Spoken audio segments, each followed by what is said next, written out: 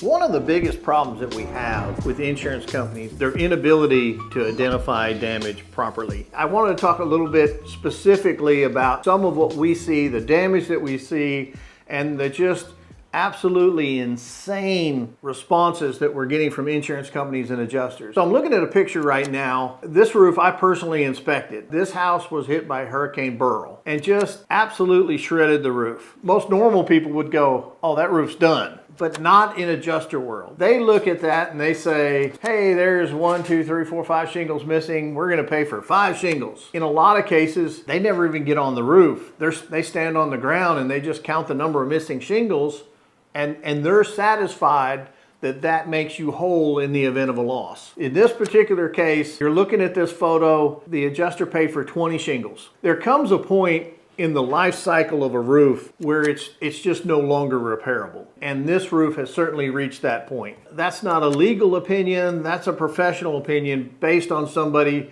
who has handled a lot of shingles in his lifetime. I've done plenty of roofs myself, personally nailing shingles down, not just selling them and watching it happen. I've been up there, I've done it. So a shingle stiffens over time. A shingle wears over time. The sun here in Texas is absolutely brutal. It will cause the asphalt to age. It'll cause the granules to fall off. There comes a reasonable point where you say, hey, this roof is just too old to repair.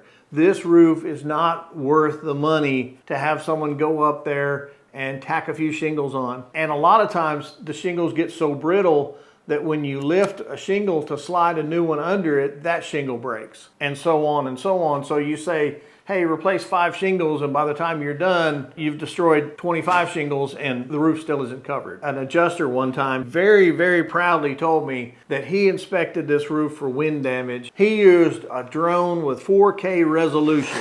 That sounds really good, and if you don't know any better, you would go, wow, it sounds like they use the best equipment available. The best equipment available is right here. A drone cannot lift shingles, can't check the condition of the shingle, they can't check the brittleness of the shingle, none of that. An adjuster looks at the roof and he says, hey, there's 5 shingles missing, so we owe you for 5 shingles. I get on the roof and I'm lifting shingles. Well, yes, there's 5 shingles missing, but how many shingles are loose? How many shingles are going to fall off the next time the wind blows? Because that's what we see more times than not, is an adjuster wants to say, hey, we're gonna pay for 5 shingles, we're gonna pay for 20 shingles. I've seen it up to 80 shingles. We're gonna pay for 80 shingles. And every time the wind blows, the homeowner is calling me going, there's more shingles in my yard. Well, of course there's more shingles in your yard because nobody went up there and nobody checked to see how many shingles were actually had nails pulled through them, they were pulled loose. They were done. Because we live this crazy adjuster world, we say, hey, the shingle's there, it's fine. We've had a lot of wind in North Texas this year. 60, 70, 80 mile an hour winds in some cases. And these roofs are